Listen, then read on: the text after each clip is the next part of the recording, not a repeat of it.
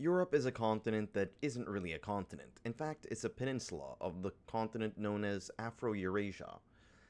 And this peninsula that we call Europe is actually composed of various mini-peninsulas. In a previous video, I covered the many regions of the United States, and I thought of doing the same for Europe.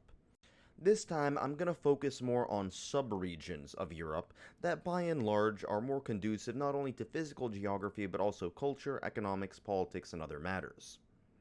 So first off, you have oftentimes heard of the term Western Europe, which exhibits an image of countries like the UK, France, and Spain. You have probably heard of countries that are part of quote-unquote Eastern Europe, such as Russia and Poland. Maybe you've heard of Southern Europe, like Greece, Spain, Italy, etc. However, some overlap. Spain, for example, is both part of Western Europe and Southern Europe.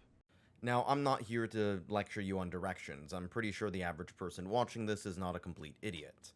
But I am making note of it, just so we know that these aren't necessarily mutually exclusive categories. So let's start off with the term West. Oftentimes the word West refers to countries that originate from Western Europe. This not only includes Western Europe, but also offshoots of Western Europe, such as the Americas, Australia, and New Zealand, which are clearly not European.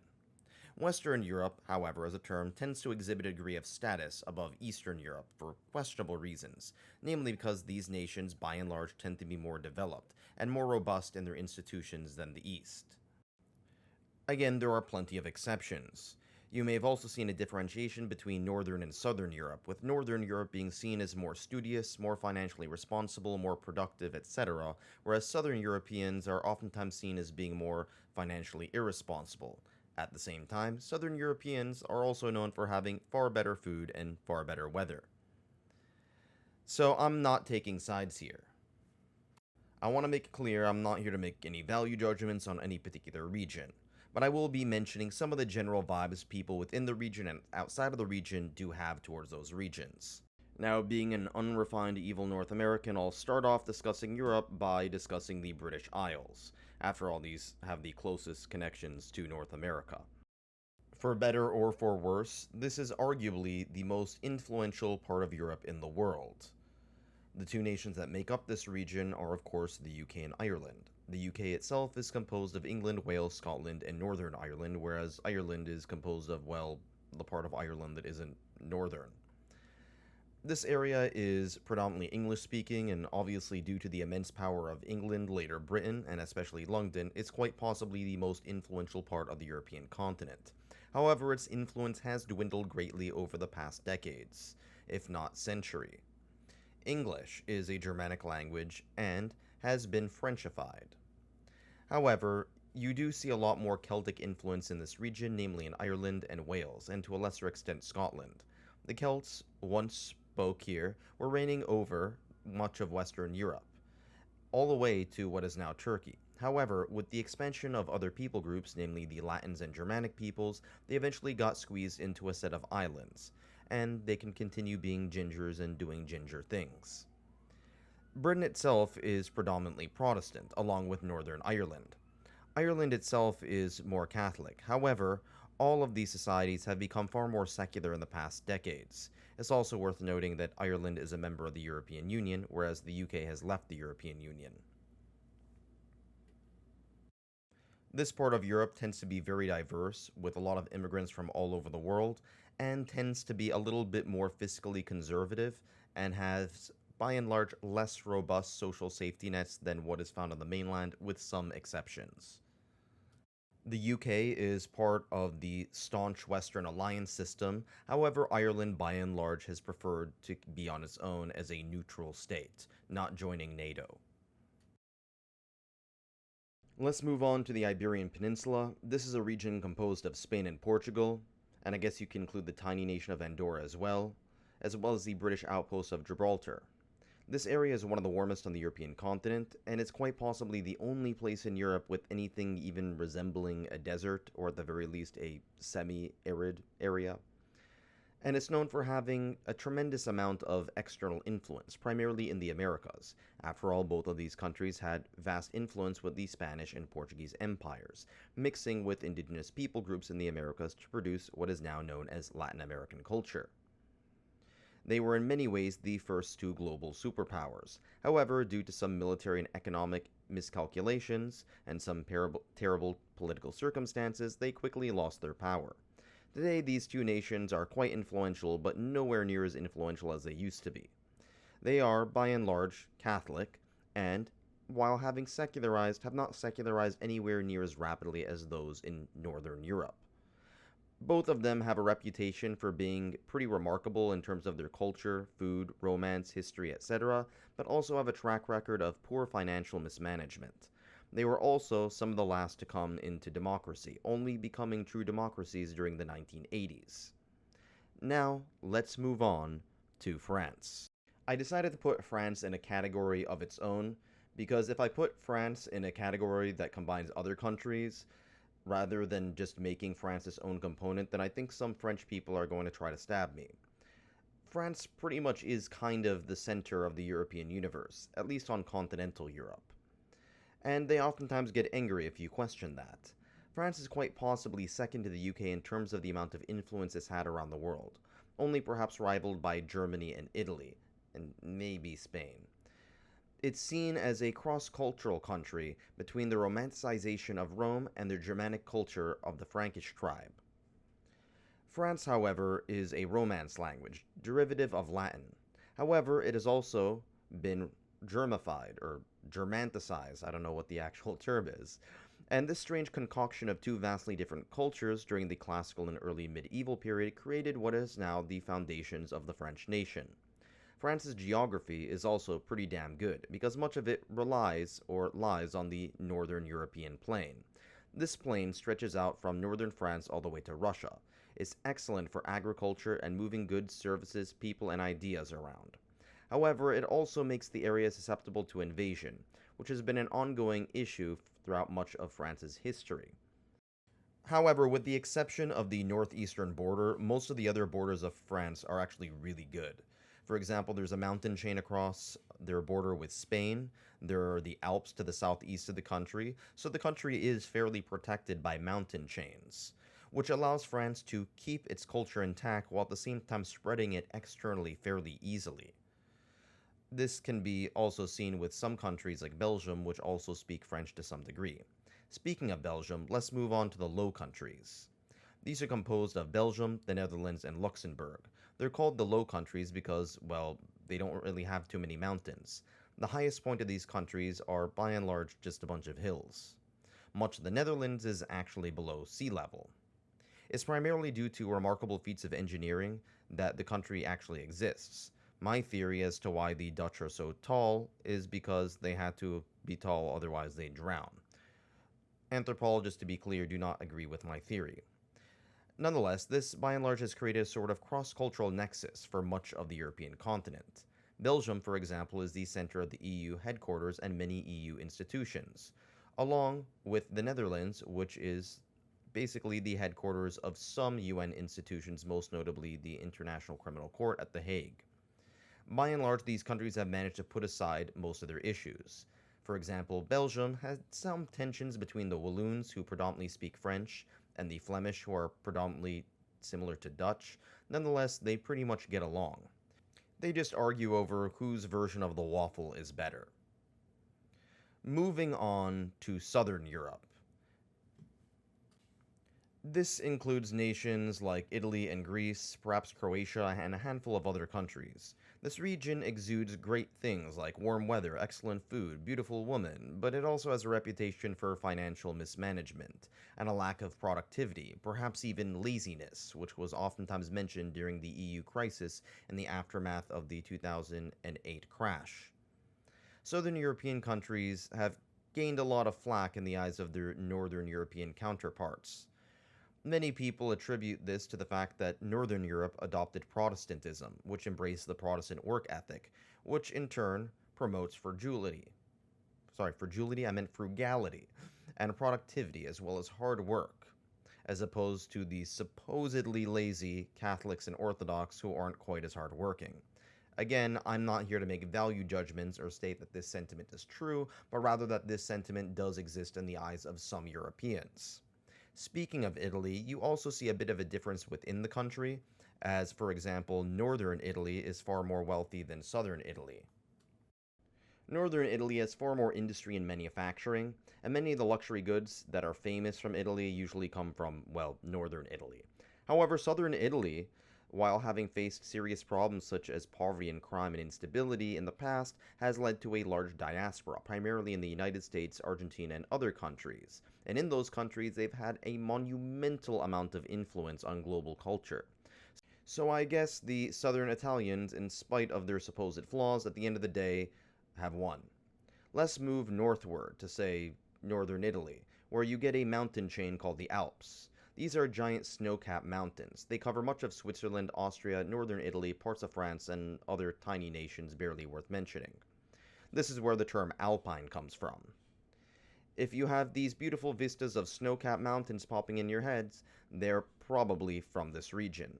The region has had a great deal of Germanic influence, and it is by and large famed for the great degree of wealth, primarily through stable banking systems and strong institutions. Switzerland, for example, combined several different cultures into one decentralized canton system. Some parts of Switzerland speak French, others German, some even speak Italian, and there's even another language called an R that nobody even cares about. If you move on to the northeastward of Switzerland, you get Germany and Austria. These two nations are both predominantly Germanic, and mostly Catholic, although certain parts of Germany are Protestant. In fact, much of the Protestant Reformation started in Germany. And that may explain, in part, why Germany is obsessed with productivity and efficiency.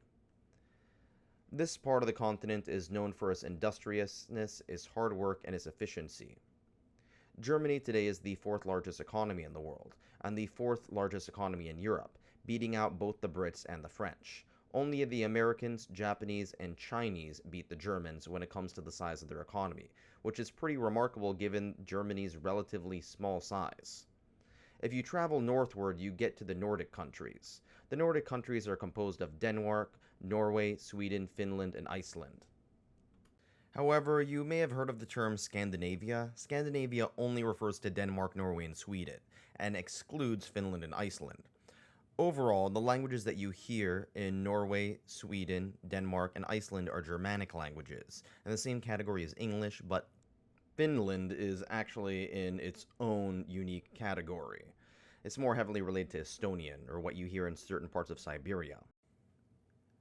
Nonetheless, the Nordic countries have some of the best reputations for being outstanding when it comes to virtually every metric of human life. They are the closest humanity has ever gotten to utopia. Not perfect, but nonetheless remarkably good when it comes to healthcare, education, wealth, and other matters through social democracy programs. They are considered to be some of the most socially progressive countries on the planet as well. However, some of this has taken a backstep due to concerns over immigration in recent decades. And speaking of this, let's move on to Central Europe. Now, Central Europe is more of an ambiguous term used to represent certain countries that maybe don't want to be associated with Eastern Europe. Again, it's quite complicated. It can include countries like Poland or the Czech Republic or perhaps Slovakia. These countries that by and large are Catholic, some of which are Germanic, many others are Slavic.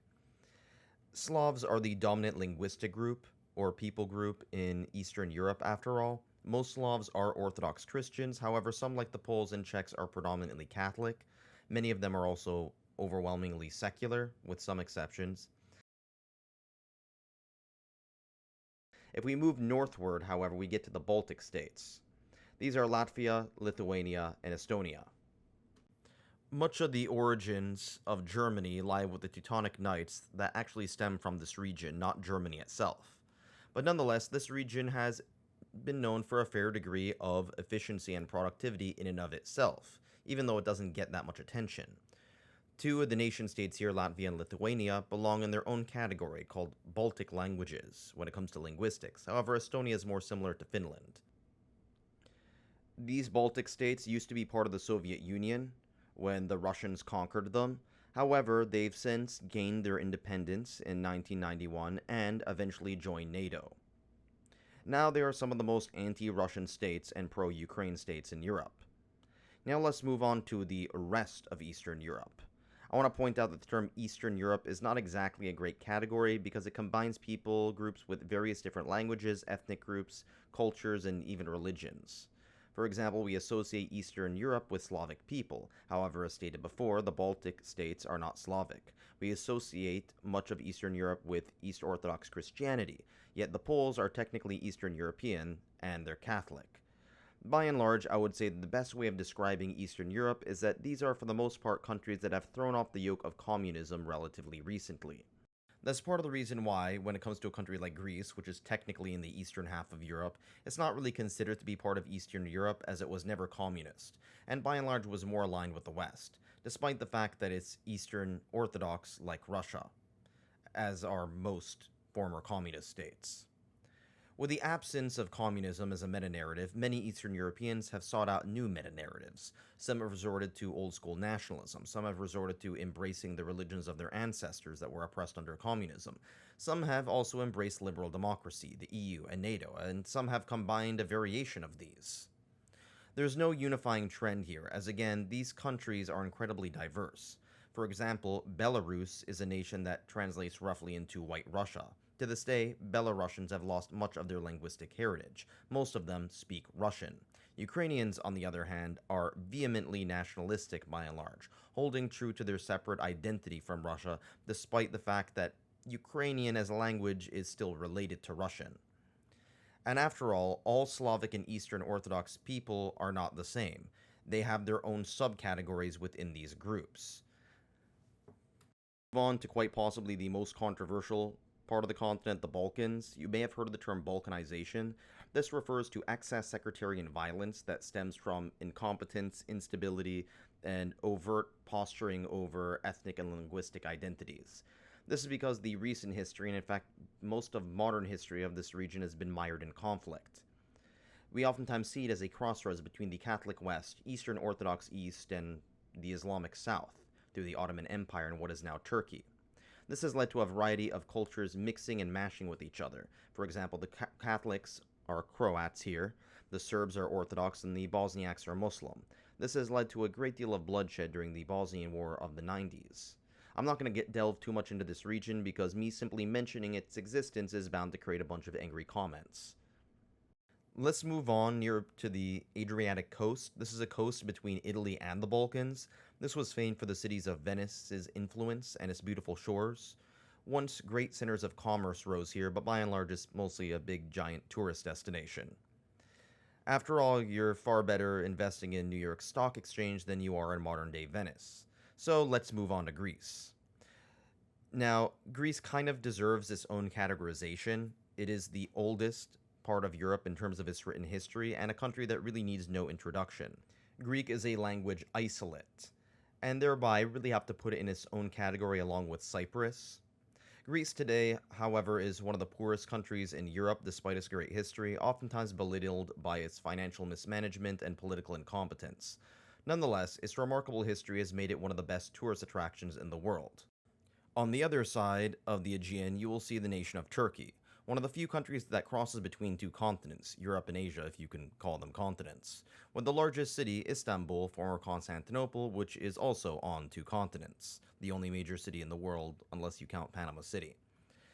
In Turkey, you see a great deal of cultural clashes and cultural mixes. On one hand, you see a more European side, which is secular and somewhat more liberal, and then you see the southern Turkish side on the Asian continent that is more autocratic and religious.